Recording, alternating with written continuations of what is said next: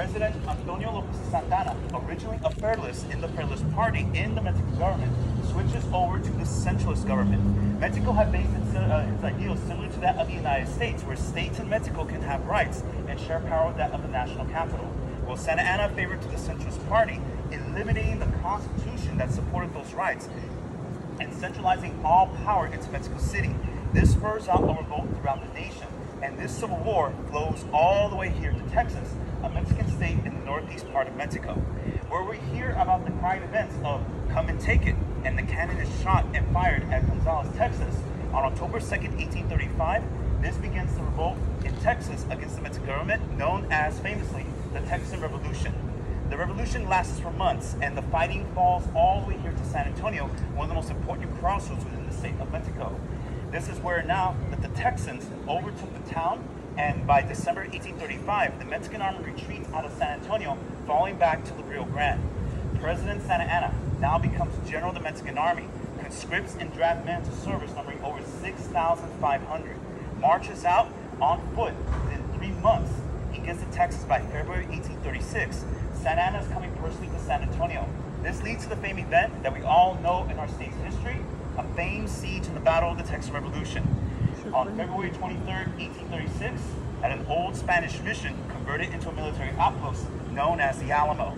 That siege begins on the 23rd of February, and it ends on March 6, 1836, known as the Battle of the Alamo. After the fall were Jim Bowie, David Crockett, William Barrett Chavez, Gregorio Esparza, the Rebbe Lozoya, among the 189 men that gave their lives fighting for Texas liberty. It does not end here. The words of the Alamo are spread by women and children who survived, and Travis' slave Joe, who was in the battle and survives and will tell and spared by Santa Anna to be able to tell the story of what has happened at the old mission. Susanna Dickinson, with her baby Angelina, along with Joe, go all the way and permitted to go to Gonzales, 75 miles away, to tell what has happened here. During the siege on March 2nd, 1836, Texas declares itself independent, breaking away from Mexico, and Sam Houston becomes general and full commander of the Texan forces. As Susanna and Joe and Angelina go all the way to Gonzales, 6 days after the fall of the Alamo, Houston has 300 men under his command. Oh, you look back.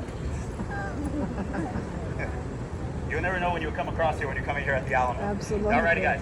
So after that event, Houston had under 300 men under his command. He had not enough men to go up against the Mexican army here in San Antonio. With the word of the Alamo now spreading, Houston decides not to come to San Antonio. He falls back eastward, all the way to leads up to the events to the Louisiana border, and this will be known as the Runaway Strait. But even though this event's going on, Houston loses more men. 2 weeks after the fall of the Alamo, Lieutenant Colonel James Walker Fannin, with 300 of the 50 men of the Texan Volunteers, retreats out of Presidio La Bahia, where Goliad, Texas stands today. He had retreated out of it to meet up with Houston because General Jose Orea is arriving towards Goliad with a more than large of 2,000 plus Mexican soldiers sweeping the Gulf Coast of Texas. They meet and fight against each other 10 miles outside of Goliad, and this will be known as the Battle of Galeto Creek. Fannin is wounded along with others men. Fannin surrenders to the Mexican army. Taken as prisoners back to Goliad, they will await their fate and what will happen to them. General Santa Anna hears what happens with men and being captured of Fannin and his men. He orders Orea to follow the Mexican law and execute them all. Colonel Jose Potria, the commander at La Bahia, follows Santa Anna's orders and executes Fannin and his men by firing squad. This will be known as the Goliad Massacre. Houston continued retreating eastward in the events known as the Runaway Strait. In this event, civilians, the Texan army, are retreating eastward to avoid the Mexican army's advance. By the time this is occurring, Gonzales is completely burned to the ground, where all the settlements were not being used by the Mexican soldiers. This is where Houston meets up at San Felipe de Austin, where he orders the colony to be evacuated as well.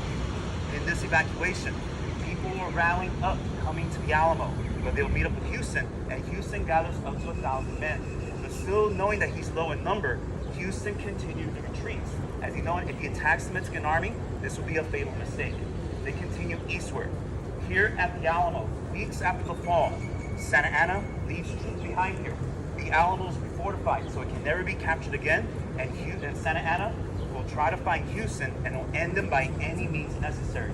As the Mexican army retreats out, it goes out eastward to find Houston and the rest of the army or the government. This is where all the colonies are completely burned down in the wake of the Mexican army's advance. Houston still retreats, even though that there's rain, cold weathering. The Texans still endure this hardship, even to where Houston stated, by retreating, Texas can rally and will go any force that could come against her. Houston finally reaches Gross's plantation, where he rests there and will continue to train men to go up against the Mexican army when they'll soon attack. But the Texans grow restless.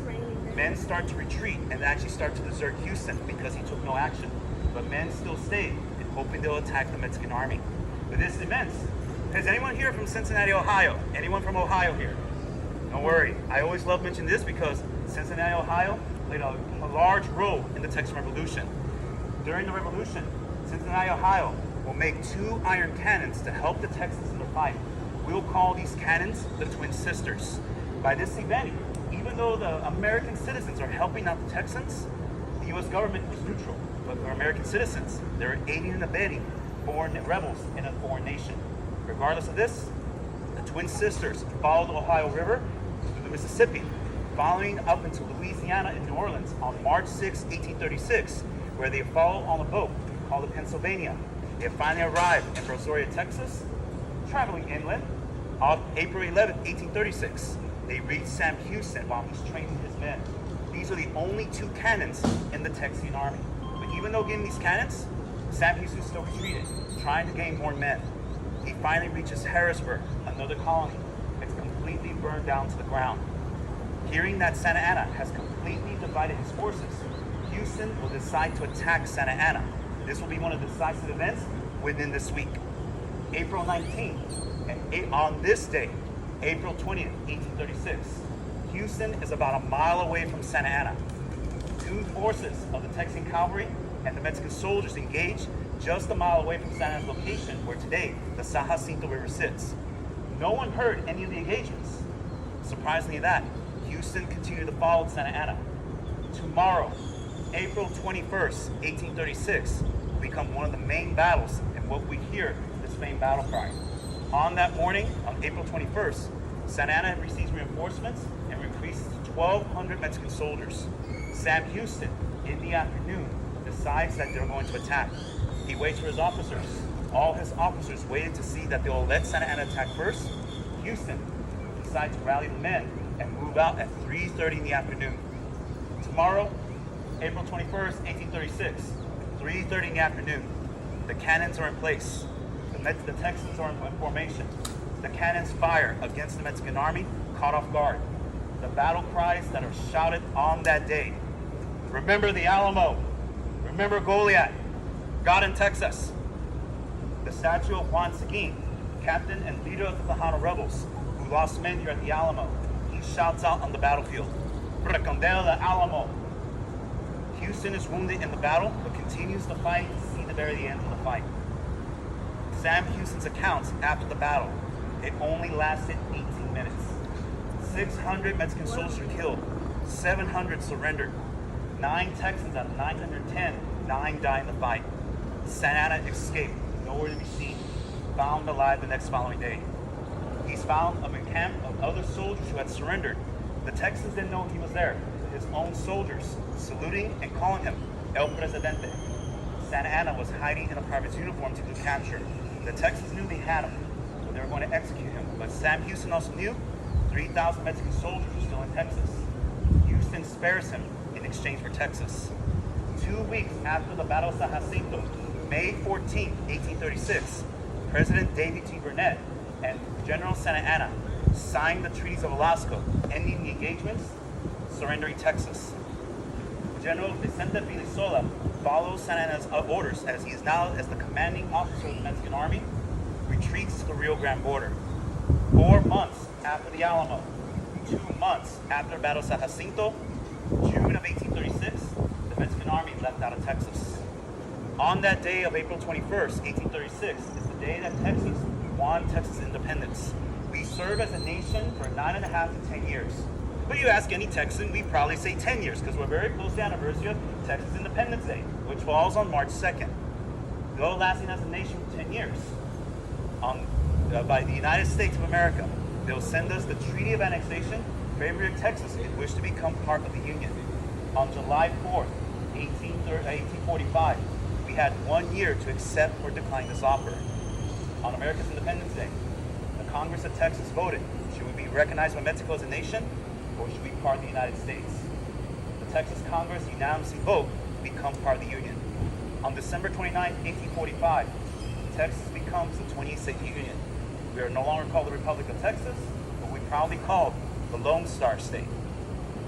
In this history talk, in which I'd like to tell everyone about this is showing the events of what happens right after the Battle of the Alamo, how we hear about Come and Take It, how we hear to the final event of Remember the Alamo, that's shouted at San Jacinto, to where that concluding battle, which only lasted 18 minutes, and which I actually marked the timer here, roughly 12 to 13 minutes. It's about the half of the actual battle itself. This is how we hear that famous battle cry that essentially changed the events in the course of Texas history. Thank y'all, guys. Thank y'all for attending the history talk. I'll be doing another one later in the day.